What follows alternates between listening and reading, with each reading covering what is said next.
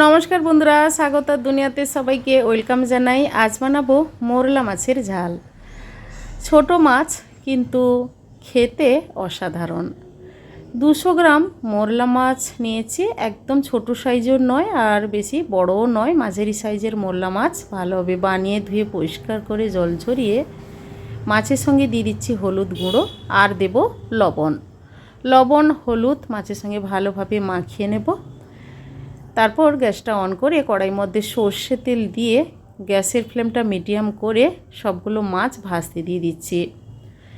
কড়াইতে তেল দেওয়ার পর কিন্তু কিছুক্ষণ টাইম দিয়ে কড়াইটা গরম করে নেবেন, তারপর মোরলা মাছ দেবেন, তাহলে মাছগুলো সহজে ভেঙে যাবে না। মাছগুলো এক পিঠ হয়ে গেলে আরেক পিঠ উল্টে দেবো। আর কড়া করে ভাজবেন না, তাহলে মোরলা মাছের যে টেস্টটা থাকে না। তাই অল্পক্ষণ ভেজে আমি মোরলা মাছগুলো আলাদা একটা পাত্রে তুলে রাখবো।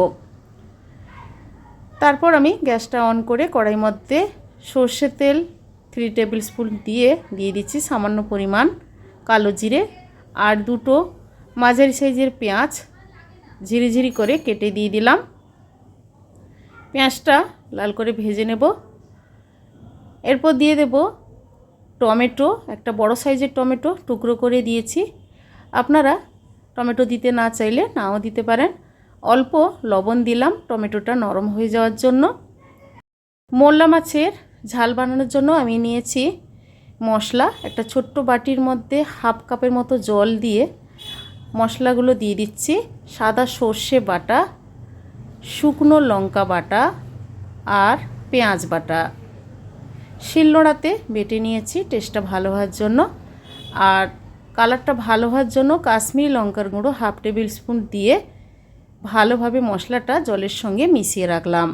আপনারা চাইলে শুকনো লঙ্কা, সাদা সর্ষে আর পেঁয়াজ মিক্সিতে পেস্ট করে নিতে পারেন।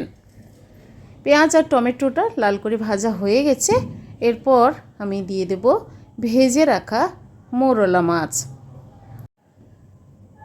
মোরলা মাছ দেওয়ার পর গ্যাসের ফ্লেমটা হাই টু মিডিয়াম করে নাড়াচাড়া করে যে মশলাটা আমি মিশিয়ে রেখেছিলাম ওই মশলাটা কড়াইয়ের মধ্যে দিয়ে দেব। মশলাটা দেওয়ার পরেও আরও এক বাটি জল আমি দিয়ে দেব।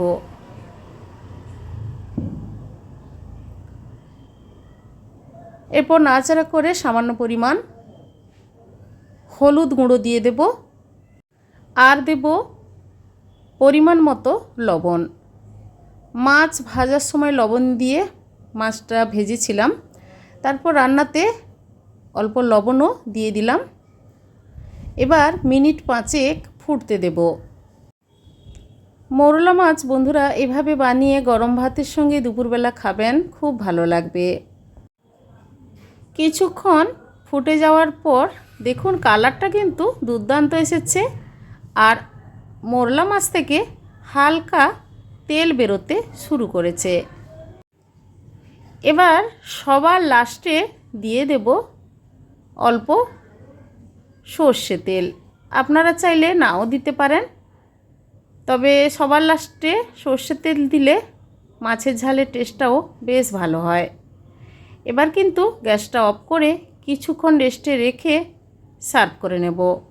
বন্ধুরা এভাবে মোরলা মাছের রেসিপি বাড়িতে বানিয়ে ফেলুন।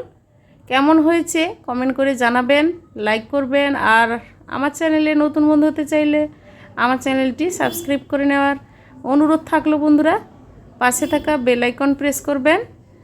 আমার চ্যানেলে যখন কোনো নতুন রেসিপি দেব আপনাদের কাছে নোটিফিকেশান খুব সহজে পৌঁছে যাবে। সবাই ভালো থাকুন।